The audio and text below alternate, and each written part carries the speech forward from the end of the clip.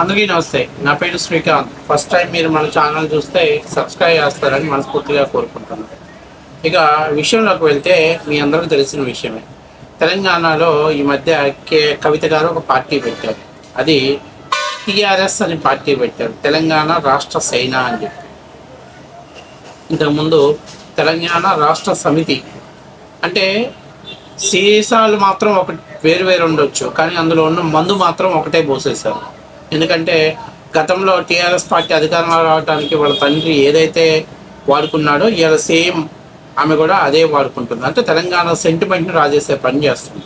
ఇప్పుడు తాజాగా ఏముంటుందంటే, మేము భారతదేశంలో తెలంగాణ ప్రత్యేక రాష్ట్రంగా లేదండి, అసలు తెలంగాణలో మాకంటూ కొన్ని ప్రత్యేకమైన ఉద్యమాలు చేసి సాధించుకున్నాము, కాబట్టి మాకంటూ కొన్ని ఆశలు కోరికలు ఉన్నాయి, కాబట్టి మమ్మల్ని భారత రాజ్యాంగానికి లోబడి ఉండమని చెప్పొద్దు. మాకంటూ అంటే ఒక రకంగా చెప్పాలంటే తెలంగాణకు ఒక ప్రత్యేకమైనటువంటి స్పెషల్ ఏమంటారు దాన్ని, కొన్ని రూల్స్ని కేటాయిస్తే బాగుంటుందని చెప్పేసి ఆమె మాట్లాడుతుంది. అందులో ముఖ్యంగా తెలంగాణలో అంటే ఎక్కడ చదువుకున్న వాళ్ళైనా తెలంగాణలో ఇంజనీరింగ్ జాబ్ చేయకూడదంట, దానికి ఒప్పుకోరంట ఆమె. అంటే ప్రైవేట్ కంపెనీల్లో ఇస్తున్నటువంటి ఐటీ సాఫ్ట్వేర్ ఇంజనీర్స్ కావచ్చు, లేకపోతే ఇంకొక కన్స్ట్రక్షన్ కంపెనీలో వస్తున్న ఇంజనీరింగ్స్ కావచ్చు, ఎక్కడైనా సరే అవి తెలంగాణలో వాళ్ళకే ఇవ్వాలి. తెలంగాణ వాళ్ళకి ఇవ్వాలి పక్షంలో అవి అలాగే ఉన్నా పర్వాలేదు, కానీ మిగతా రాష్ట్రంలో ఉన్నటువంటి వాళ్ళకి ఎవరికి కూడా ఉద్యోగ ఉపాధి అవకాశాలు ఇవ్వద్దు. అంటే ఇంతకుముందు ఆంధ్ర రాష్ట్రంలో జగన్మోహన్ రెడ్డి లోకల్ ఉద్యోగాలు లోకల్ వాళ్ళకే ఇవ్వాలని చెప్పి ఒక పిచ్చి, అంటే 90% లోకల్ వాళ్ళకే ఇవ్వాలని ఒక పిచ్చి జీవో తీసుకొచ్చాడు. బహుశా ఆ జీవో పెద్దగా ఆంధ్ర రాష్ట్రం ఉపయోగపడలేదు. ఇప్పుడు తాజాగా మన కవిత గారు అసలు ఏం మాట్లాడుతున్నారో, మళ్ళీ ఆ తెలంగాణ సెంటిమెంట్ని ఆమె ఎలా రాజేస్తున్నారో ఒకసారి చూసిన తర్వాత ఆ వీడియో గురించి మనం మళ్ళీ ఒకసారి ఎక్స్ప్లెనేషన్ చేద్దాం. ఒకసారి చూడండి. మామూలుగా ఉండదు, ఎందుకంటే అక్క ఇంకా ఎన్నాళ్ళు బట్టినా ఈ తెలంగాణ సెంటిమెంటే వాడుతున్నారు. 1వ తరగతి నుంచి 7వ తరగతి చదువుకున్న వాళ్ళు కనీసం 4 ఏళ్ళు ఇక్కడ ఉండరానే. అదే అమెరికా అనుకో 6 నెలలకోసారి పోయిరారా గ్రీన్ కార్డు కోసం, సిటిజన్షిప్ కోసం. అంటే ఇక్కడ ఓన్లీ ఇంజనీరింగ్ చేసినటువంటి పిల్లలకు కూడా ఉద్యోగాలు ఇస్తామని చెప్తున్నారు. అది వాస్తవానికి అన్యాయం. ఇప్పుడు మన తెలంగాణ పిల్లలు కూడా ఆంధ్రాలో ఇంజనీరింగ్ చేసిర్రు అనుకోండి, చేస్తే అక్కడ ఉద్యోగం ఏంటి ఇస్తారా? ఇయ్యరు కదా, నాన్ లోకల్ అంటారు కదా. మరి అక్కడ పిల్లలు ఇక్కడికి వచ్చి చదువుకున్నప్పుడు, వేరే మహారాష్ట్ర పిల్లలు ఇక్కడికి వచ్చి చదువుకున్నప్పుడు, వేరే వాళ్ళు వచ్చి చదువుకున్నప్పుడు ఎందుకు ఇవ్వాలి ఇక్కడ? డెఫినెట్గా తప్పు. ఇంకొక ప్రాబ్లం కూడా ఉన్నది. సపోజ్ ఇప్పుడు మన పిల్లలు ఎక్కడన్నా మనం ఉద్యోగరీత్యా బయట ఉండి 1 to 7 బయట రాష్ట్రాల్లో చదివితే మన పిల్లలు కూడా ఇక్కడ నాన్ లోకల్ అనే పరిస్థితి వచ్చింది. అంటే తెలంగాణలో పుట్టినోడు కూడా బయట రాష్ట్రంలో 1 నుంచి 7వ తరగతి బయట చదివితే నాన్ లోకల్ ఉన్నప్పుడు, మరి వేరే రాష్ట్రంలో పుట్టినటువంటి వాళ్ళు 1 to 7 బయట చదివిన వాళ్ళు ఇక్కడ లోకల్ ఎట్లయితారని ఖచ్చితంగా ప్రశ్నించాల్సిందే. ఎవరైతే జడ్జి గారు ఈ ఆర్డర్ ఇచ్చిండ్రో వారు ప్రెసిడెన్షియల్ ఆర్డర్స్ ఏవైతే ఉన్నాయో వాటి స్పిరిట్ని అర్థం చేసుకోవాలి, ఇక్కడ ఉద్యమాన్ని అర్థం చేసుకోవాలి, ఇక్కడ జరిగినటువంటి త్యాగాలను, ప్రాణత్యాగాలను అర్థం చేసుకోవాలి, ఇక్కడ ప్రజలు పడ్డటువంటి దుఃఖాన్ని, ఆవేదనని దాన్ని అర్థం చేసుకోవాలి. కేవలము ఈ 3 కలిపి మీరు ఒకటే దగ్గర చూడండి. ప్రెసిడెన్షియల్ ఆర్డర్లో నంబర్ 7లో ఉంటాయి ఇవన్నీ కూడా. ఇందులో పిన్ టు పిన్ అన్ని చదివినాం మేము. దీంట్లో విడివిడిగా ఈ పాయింట్స్ అన్ని చూసినప్పుడు మన పిల్లలకు అన్యాయం జరగకుండా ఇవ్వచ్చు. అంటే ఇప్పుడు అక్క ఏమంటదంటే, మేము కొట్లాడి తెలంగాణ తెచ్చుకున్నాం, మిగతా వాళ్ళు ఎవరు ఇక్కడ పని చేయకూడదు. ఓ పని చేయండి అక్క, మీకు ఈరోజు మీరు ఇది చెప్తారు, రేపేం చెప్తారంటే అసలు ఎవ్వడు ఈ రాష్ట్రంలో మిగతా వాళ్ళు ఎవరు ఈ రాష్ట్రంలో పెట్టుబడి పెట్టద్దు అని జీవో పాస్ చేసేయండి, పెడా వదిలిపోతుంది. ఎవడు కంపెనీలు పెట్టడు, ఉన్నోడు కూడా పీక్కొని పొమ్మనండి, దరిద్రం పోతుంది. అరే ఏంట్రా ఏమన్నా మాట్లాడడానికి అర్థం ఉందా? ఈరోజు హైదరాబాద్ అనేది ఒక లార్జెస్ట్ ఫైనాన్షియల్ ఎకనామిక్ ఉత్పత్తి చేసేటువంటి ఒక అద్భుతమైనటువంటి బంగారు బాతు తెలంగాణ చేతిలో ఉంది. ఈ ఏదో జగన్మోహన్ రెడ్డి గారి పిచ్చి నిర్ణయం తీసుకుని ఆంధ్ర రాష్ట్రంలో 3 రాజధానులు అని చెప్పేసి మమ్మల్ని మొడమోపిచ్చేశాడు. ఇవాళ మీరు ఆంధ్ర వాళ్ళు రాకూడదు, మహారాష్ట్ర వాళ్ళు రాకూడదు, తమిళనాడు వాళ్ళు రాకూడదు, కర్ణాటక వాళ్ళు రాకూడదు, కేవలం ఇక్కడ ఉద్యోగాలు మా వాళ్ళే చేయాలి, మా వాళ్ళకే ఇవ్వాలి అంటే ప్రైవేట్ కంపెనీలు ఇక్కడ వాళ్ళకున్నటువంటి స్కిల్స్ని బేస్ చేసుకొని జాబ్స్ ఇస్తారు. అందులో ఎవరు బాగా స్కిల్స్ ఉంటే వాళ్ళకి ఇస్తారు. అలా ఒప్పుకోము, మేము తెలంగాణను ప్రత్యేకమైనటువంటి కోణంలో చూడాలి. ఏంటి ఈ పిచ్చి మాట? దీని గుండా మనకి ఎంత దెబ్బ జరిగిద్దో ఒకసారి మనం అర్థం చేసుకోండి. మన ఫ్యూచర్ భవిష్యత్తు దెబ్బతింది. రానున్న రోజుల్లో ఇన్వెస్ట్మెంట్ పెట్టుబడి పెట్టే వాళ్ళు ఈ రాష్ట్రంలో పెట్టాలంటే భయపడే పరిస్థితి ఉంటుంది. ఇలాంటి దరిద్రమైనటువంటి ఆలోచన ఏంటి అసలు? కవిత గారు మీరు ఇంతకుముందు మీ నాన్నగారు ప్రత్యేకమైన రాష్ట్రం వస్తే చాలు మా బతుకులు మారతాయని చెప్పారు. ఇవాళ మీరు అట్లా కాదు, రాష్ట్రంతో పాటు ఉద్యోగాలు మా వాళ్ళు చేయాలి, అట్లాగే ఏమన్నా ఉన్నా కూడా మా వాళ్ళు చేయాలి అంటే నాకు అర్థం కావట్లేదు. మిగతా ఏ రాష్ట్రాలలోనూ ఎక్కడా లేనటువంటి ఒక కొత్త సిస్టమ్ని తెలంగాణ రాష్ట్రంలోకి అమలు చేయాలనుకోవటానికి తెలంగాణ ఏమన్నా ప్రత్యేకమైనటువంటి స్థానంలో ఉందా?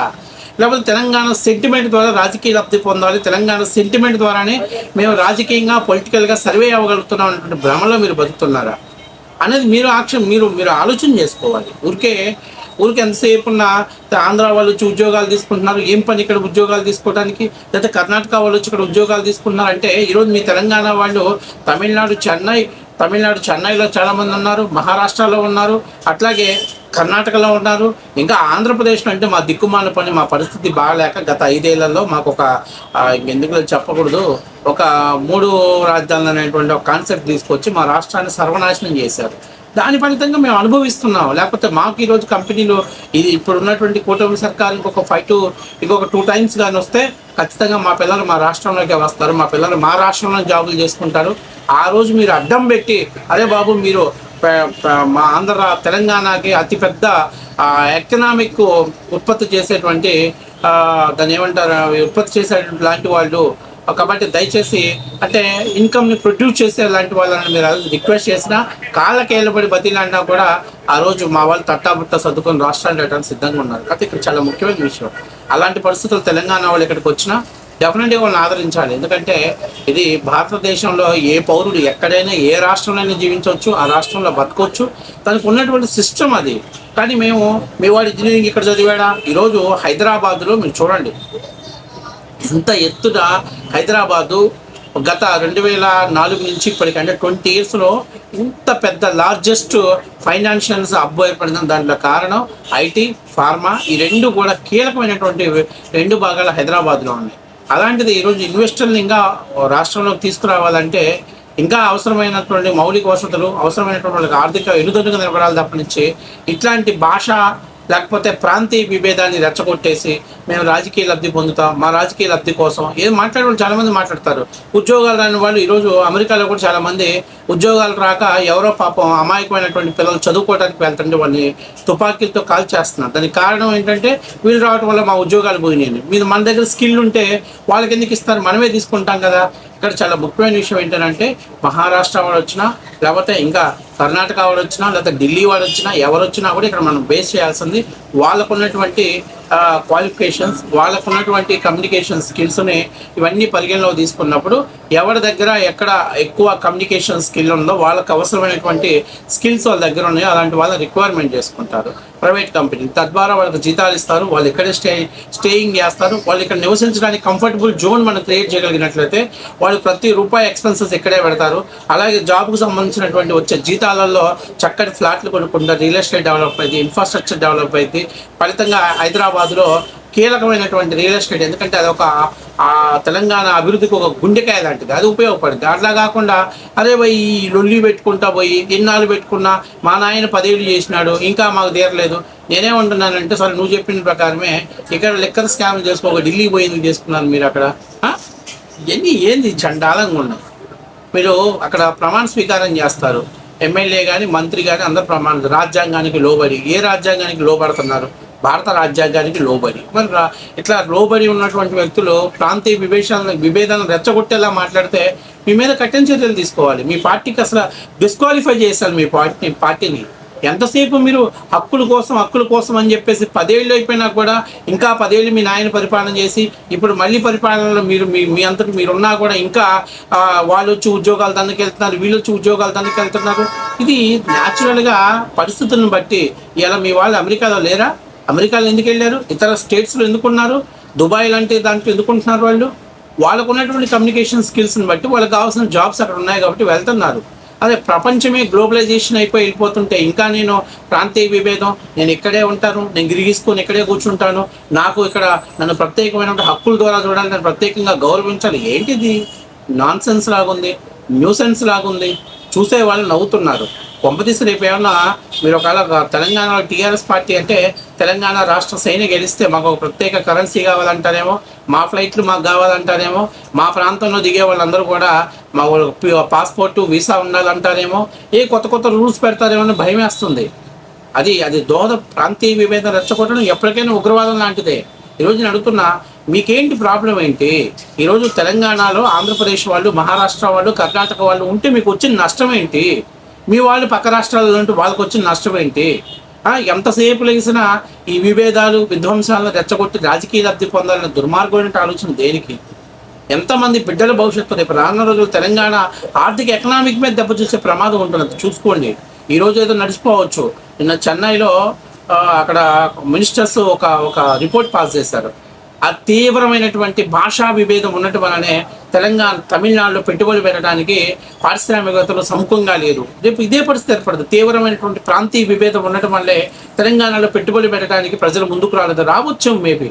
ఆ రోజు మీరు ఎంత మేనేజ్ చేసినా, ఎంత మేనేజ్ చేసి చేతులెత్తి దండం పెట్టినా కూడా ఆ రోజు జరగాల్సిన డ్యామేజ్ జరిగిపోతుంది.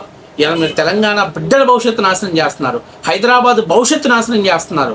హైదరాబాదు మహానగరంగా ఎన్నో కొన్ని అనేకమైనటువంటి ప్రాంతాలకు సంబంధించినటువంటి వాళ్ళని హక్కున చేర్చుకుంటే దాన్ని ఈరోజు మీరు లేదు ఇక్కడ వీళ్ళే ఉండాలి, వీళ్ళు ఇక్కడే ఉండాలి, వీళ్ళే ఉండాలని చెప్పేసి ఏలెత్తి చూపించడం అనేది నిజంగా చాలా దుర్మార్గమైన విషయం. మీరు మానుకోవాలి. మీరు రాజ్యాంగానికి లోబడి ఉండగలిగితేనే పార్టీని రన్ చేయండి. ప్రాంతీయ విభేదాలను రెచ్చగొట్టి పార్టీని నడిపే పడితే దయచేసి షట్టర్లు క్లోజ్ చేసి ఇంకేమైనా వ్యాపారం చూసుకుంటే బాగుంటుందని నా పర్సనల్ ఒపీనియన్.